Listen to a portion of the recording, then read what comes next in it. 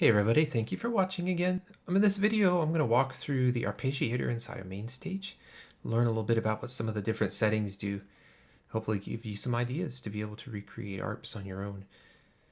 So first we pick a sound. Alright, just a nice lead sound from Brandon Wu's Orion collection that you can purchase from his website. Alright, so we go to MIDI effects and Arpeggiator, that's where it's found. If you don't have Arpeggiator as an option, you can right click and select MIDI effects and that'll pop in. Also, in case you didn't know, you can stack effects, MIDI effects, just like you can your regular effects. So if I hit, maybe I wanted a modifier, you could keep going and add as many as you wanted. All right, now that we have our Arpeggiator open, here's also my keyboard you can see if you want to see what notes I press. This turns Arpeggiator on and off. And you can see as you open it up, it works right away. Latch lets you hit keys and then release and it'll keep playing. I can change the progression.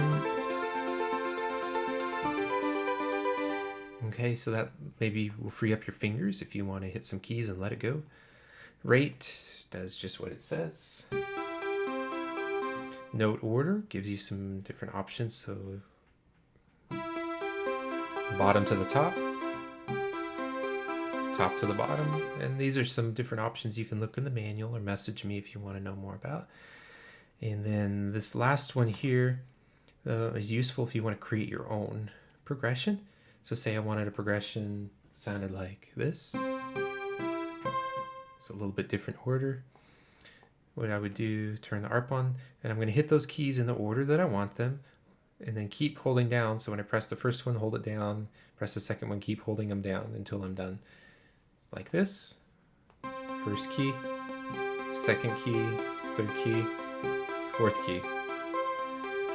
When I have it how I like it, hit lock, and then whenever I hit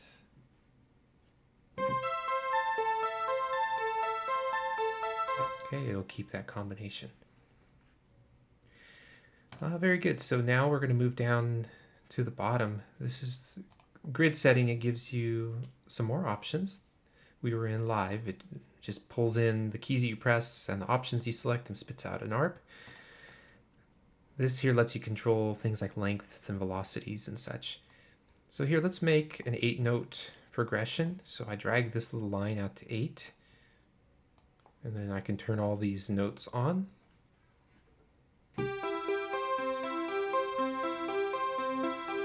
And there I've got myself an 8-note progression. This is the velocities. So if I wanted those notes emphasized for some reason, then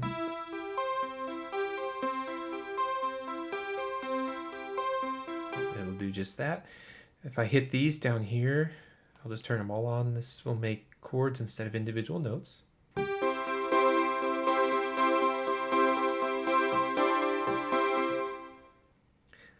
You can also combine notes. So I'm in an 8th note progression, but if I click on the note here, drag over, now I'll have a quarter note here instead of the 8th note. So I can mix, maybe put another quarter note there and then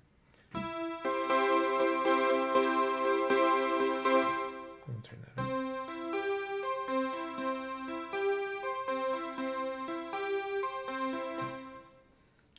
All right, something else to keep in mind is your progression is going to go only as long as you have it set. So hey, say I have a 6-note progression, but I only hit 4 notes.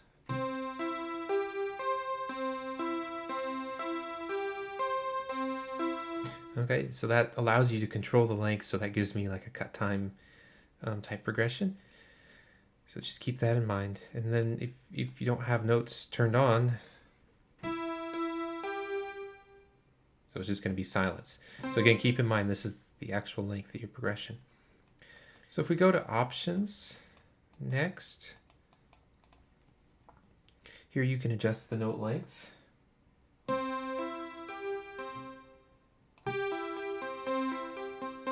More plucky. And here they'll actually overlap a little bit. You can randomize the settings some with this knob here. Velocity is going to change between the grid, which is this here, and a static setting, which is set here.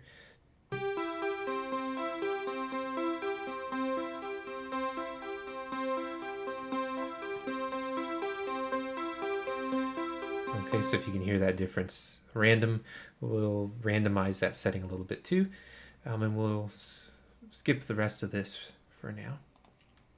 When you're designing ARPs, keep in mind, of course, that you can mix and match different effects.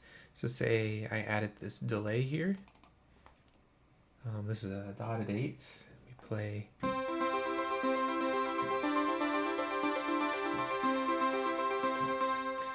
Okay, so just don't forget about your other effects when you're diving into the ARP. A lot of times they'll be helpful in getting you the sound that you want. All right, remember earlier how I said about you could stack items, so we can add a chord trigger here if we wanted. Now remember, things are going to occur in the order that they happen. So for what I'm going to do, I'm going to put the chord trigger first. And so if I have my chord trigger, so I make that setting so that when I hit one note, it plays those 4 notes. And I turn my ARP back on. Okay, so I can play that whole ARP with just the one finger. Again, more things to free up fingers and maybe give you some creative outlets. If you need to know more about chord trigger, just contact me and we'll walk through it. So last thing here we're going to look at is, say you've made an ARP and you like how it sounds, this patch. Sometimes it's nice though to layer different sounds, maybe 2, 3, 4, however many you want. So say I have these 2 sounds together and I wanted that layered with the ARP. I could do 2 things. One, I could save it as a custom setting and then recall it in the new channel strip. Or if you hold down on your option key, then hold down an option key and then click and drag, and you get this little plus sign. And there it is. And this is the same settings.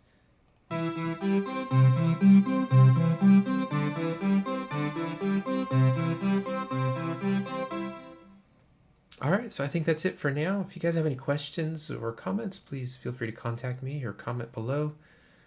Hope you all have a great day and have fun designing.